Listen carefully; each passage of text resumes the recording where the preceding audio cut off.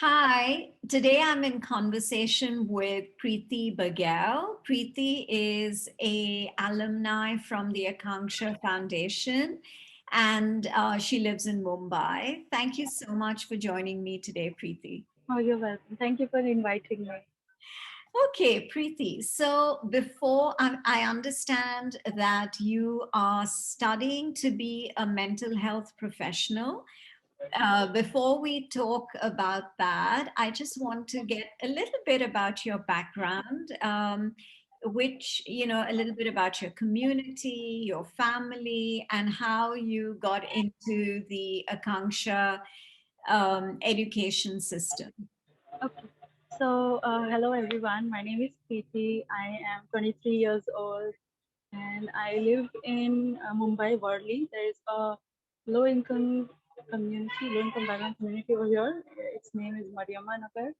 It is located near Haji Ali, so it's really close to Haji Ali. And my family, I will tell you about my family. My family has six members, my parents and three other siblings. I am the third child in my family. Uh, so how did I get into Akanksha is um, my family, my parents, they have never been to, like, they've never taken a formal education. They've never been to a formal school. So, like, speaking in a very harsh term, I would say they are illiterate. So They're they don't. uneducated. They're Yeah, basically yeah. So yeah, but I won't say they are uneducated. They are well educated. I mean, they know about things. It's just that they don't know how to read and write, but they know about world things and all of it. So okay, okay. I would So make they're that difference. illiterate. Okay. Okay, yeah, yeah. So so when they got married, they both decided that they will make sure that all of their children are taking formal education. And like my parents, they used to live in my native, which is Madhya Pradesh. And over there, educating girls back then was not a thing. So educating girls was really difficult, but my parents decided that no matter what the gender is, we're going to make sure everyone studies. So we shifted to Mumbai after they got married, and then so Akansha used to do recruitment. They used to come to different communities and share what Akansha does and take students. Like they used to admit students to their program. So I was 3.5 year old back then, yeah. And Deba Didi had come to our community and she was like, we are recruiting students, and some of my friends, my neighbor, she's like 1 year older to me, she was admitted, and I like she because she was my friend, I cried and I was like, even I will go because she's going.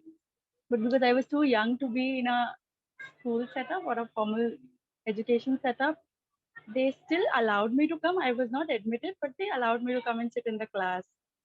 So gradually for a year, like I learned things which students learn in kindergarten. So I learned all the nurseries and alphabets and all of these things. And then my parents decided me to, like, they decided to put me into a school. So then yeah, that is how I started my first ever formal education was Akansha Center. Okay, wow, that's amazing. So you And started, you had a head start over a lot of other kids your age, right? yeah. Yeah, wow. So I'm 23 right now, so it's been almost like 19 years that I am associated with Akansha. Wow, that's amazing. So Yeah. after you finished your 10th grade, hmm what did you do? After my 10th grade, I took, like, so in Mumbai we have, instead of high school we have junior college. So 11th and 12th grade is known as junior college here in Mumbai. So I got myself admitted into one of these colleges named the Wilson College. It's a college near the beach. Okay, so then I got into a service learning program. It's a program which Akansha holds. It's a 1.5 years program, like 1.5 year, where they teach you about different social issues systematically. So we have these themes, we take those themes, so we learn about things like poverty, politics, gender, sex, sexuality, everything which we are concerned and we want to learn more about. So there are different facilitators who come and take those sessions. We do so for a whole year, we learn about that, and then after that 1 year, we select any one subject, one topic, and we do a month's internship. My Okay. 11th grade, I like the whole year I did that with my college. Of course, the college is going, and then this. And then for a month, I did an internship with an organization in Population Trust. So my internship was based on gender and gender biases. And after that, I did a 4-month self project.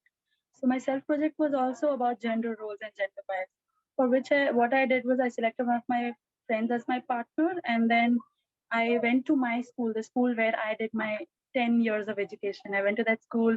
I had this whole plan for 4 months. I presented the plan to my principal and I told him that I need to do this project. So I will be needing 2 days in a week. So for 2 hours, I'll come and I'll take sessions on it. So they agreed, but because my school is a government school, they agreed. But before they could agree, they wanted me to inform the AO. AO is one of the officials, higher officials from the government, and it takes like 2 to 3 months just to get permissions from them. Because I worked in education sector, so I knew. So, but then it was so difficult. I pleaded to my principal. I was like, I really need to do this project. He's like, see, if you can get the permission, then we will allow you. I know you are our alumni, but still it's just a protocol. Yeah. So then luckily I got the permission within a week. I don't know how, I just got it. Yeah. So I did a 4-month project with 8th grader students, teaching them about gender roles and biases. And then I completed my 12th grade, and then I studied for BA psychology. I studied Bachelor's of Arts in psychology. Okay. Yeah, and like the whole time I was working. So I worked with Akansha as an intern for one year and 6 months. Before this I was doing martial arts. There's this martial arts named capoeira. It's a Brazilian martial arts. So I learned that for 2 years. I also interned there. Then I was working and stuff. And studying at the same time. Wow, that's quite incredible. I mean, that shows a lot of determination, and and it also shows the passion to clearly you've already in your mind, the direction that you're going to take, which is, I would say, and I don't know if you agree with me or not, but I would say that the kind of values, and the kind of wholesome education that Akanksha may have provided to you, as well as, of course, the fact that your family and your parents would have been very supportive. Otherwise, for you to have accomplished so much in 23 years is quite commendable. So, how much, like, what kind of a role do you think Akanksha played in this, and what kind of a role do you think your family played in this? I'm sorry, can you please repeat it? Because yeah, so what kind of a role do you think Akanksha played in your development and growth and getting you all these values? And what kind of a role did your parents play? So I would say both of them had a really big role into this. I would explain how and why. As I told you before, my parents have come from a small village in Madhya Pradesh, and because they've been born and brought up over there, a lot of their mindset was accordingly their society, according to what their society believed in, right? So my parents had decided that they will educate us till 10th grade and then we will all be married off. That was just what was in their mind when we all were born, right? But because Akansha used to not only teach us, but also have meetings with parents. In the parents meeting, what they did was, instead of just giving updates about the students' study, that was one thing which they did. They also used to do a lot of sessions which would which would enlighten. I wouldn't say enlighten, but which would create help awareness. The parents, help the parents know about what is happening around their world right now, or how the generation has changed, or how they need to change that way. So Akansha has helped a lot in that way. Because of Akansha, my parents have a really broad mindset, I would say that. So they allowed me to do things, right? Instead of being the way my other relatives are. So a lot of my cousins, I feel blessed. A lot of my cousins are still not allowed to do a lot of things without taking permission from their parents. Especially if you're a girl, you need to ask them that my 10th grade is done. Can I study ahead? They need to persuade it like their parents that please let us study. But for me, it was like it was just an automatic thing. Okay, you're done with it. You're schooling now. You'll go to college. So they have been allowing me to do a lot of things. Like I told you, I did a lot of internships. I have a lot of certificates because I participated in a lot of different activities, and my parents have always been fine. Okay, if this helps you, bro, then please go ahead and do it. And there are times when my parents would disagree, I would take help of my Akansha didis. I'll tell them, Yeah. please tell my parents, and then and they would never be like, no, this is not what we get paid for. They would never say that. They'd say, okay, they'll come to my house, they'll talk to my parents, and then my parents would allow. So both of them have played a really big role in my life. Also the values which I hold right now, right? Like I believe, like Akansha says, like be the change. And I have had this thing in my head for 19 years of my life. If there is something which I don't like, I literally go and try to change it. Like the education system, like what I'm studying right now, I'm planning to pursue child psychology and education. Why? Because I don't like the way we have been educated from like our government schools. I want to change that. Why? Because I have learned that from Akash. If you have a problem with something, instead of sitting and crying about it, make solutions, find solutions, work on it, and change it. Simple. Yeah, I mean, it's simple to say, it's hard to do, but It's I think uh, yeah, but if you're so confident and if you're so sure about it, you know, it happens. So yeah, absolutely, and I can see that, you know, when it comes to be the change, you are definitely, I'm sure, also very inspiring for all the current Akanksha school students who've, you know, seen you getting connected with Akanksha even after you finished with school. So, yes, I'm sure you're very, very inspiring for, just like you've been inspired by, I'm sure. And I would like to ask you, who at Akanksha has inspired you and who outside of Akanksha has inspired you? I would be curious to know. And also, I want to know about your poetry club. Sure. so people who have inspired me, I would say um, mostly my teachers. So some of my teachers have been really an inspiration to me because a lot of my teachers firstly joined like didis. We call them didis instead of teachers. A lot Yeah. of our didis joined when they were themselves college students. They used to volunteer. A lot of them started volunteering, and then after they completed their education formally, they became permanent teachers, right? A lot of them have inspired me. One of my teachers, I still work with her. Like she does not work with Akansha. She's working with a different university, and I also work with that university right now. So I'm still in touch with her. So a lot of my teachers have been a great inspiration because the place where I come from, I have not seen very strong women, right? In my native place, women are not what they've never given that power. They do not know that they also have like some power. They've always been obedient to their fathers or husbands or brothers. So I've never had any role model per se who is like a strong female. So these teachers from Akansha, they've always been someone whom I have looked up to always. So one is this, and some of my seniors from Akansha, like I telling you about my poetry club. I started with my poetry club because of one of my senior. Okay. So he was also my senior in Akansha. He was also my senior in my school, both the places. And he knew that I used to write poetry because I never shared my poetry with anyone. I I was this really shy person when it came to expressing myself back then, but now I'm not. Now I can express myself really well. So I used to call him Bhai. He does not have any like biological sister. So I used to tie him Rakhi and I used to call him Bhai. So Bhai knew that I have always written poetry. In 2017, when I was still working in Akansha, I remember. Some of my friends who also write poetry, they came up to me, they came to my house and they said, we are planning to start a gathering where we all can just express ourselves. Then we worked on that for 2-3 months, and then 17 December 2017, we did our first gathering.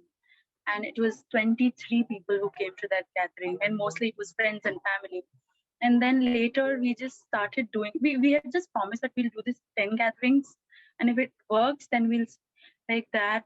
It is 2021 now, it's been like 4 years, this is the 5th year going on. We're Wow. still doing show now. Sure, what we do, so what we do is we write, we make posters, we upload it, anyone and everyone can come, it's for free, and we do it on public places. So like there have been a lot of people who come and express themselves like in different ways. They write poetry, they write stories, and my parents have come to shore, their parents have come to shore, people have come and expressed themselves, people have made marrying proposals at shore.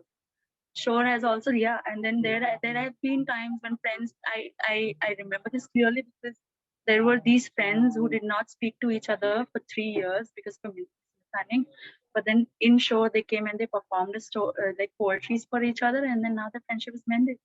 It's just a place where people just come and express themselves, and there is no language barrier or age or any barrier. There's no barrier, anybody can come and share. And later, like since last 2 years, we've also started doing poetry workshops. We teach like how to write poetry. We define poetry with the audience, what is actually poetry, because poetry does not have any definition, right? Yeah. And last year, 2020, we were invited for an international conference. Shore was invited. It was the second narrative practice conference organized by Umeed. Umeed is a organization which works in child development. So we did a 2-day long workshop, and we also give a small keynote. So we're like really happy. Wow. Yeah, and that, Amazing. Yeah. like, so 5 of us have just been taking Shore. Yeah. So you've sort of built a community, and yeah, and it's very interesting how you say that, a lot, it's like an open mic where people are not people who are shy or who don't express themselves normally, just go out there and and it flows. So I think that's amazing. If there's a website, or if you have any links on social media, I would love to have a chance to have a look at it. Yes. So Shore is on Instagram, Facebook, Twitter, and WhatsApp. Okay, nice. Okay, so So if you write the Shore Mumbai, yeah, if you search for the Shore Mumbai, you will be able to find us. And the logo is really simple. It's a kettle. It's a tea kettle, okay, black color, and it okay. has sun. Wow. And why is it a tea kettle? Because every time we have a Shore meeting or a Shore gathering, we serve tea, and people connect through tea. In Mumbai especially, it's a thing. So yeah, that's why we have designed our logo ourselves. Wow, that's quite amazing. I think, yeah, even my viewers, listeners, whoever is tuned in will, when, the episode is published, I'm sure they will also want to get onto. And this is probably a platform, that you've just used to also get more people connected to the community. It's just been so wonderful talking to you, Preeti, despite the few hiccups that we've had with, the unstable internet. But I think I've really enjoyed this conversation, and I'm sure the viewers and the listeners will as well. And yeah, good luck with your future. I'm sure it looks absolutely very, very bright and amazing. And I'm sure you're going to be very successful at what the path that you've chosen for yourself. And I wish you all the very best. And I've really enjoyed talking to you. Thank you so much. Thank you for inviting me. It was lovely talking to you. Thank you. Bye. Bye. Bye.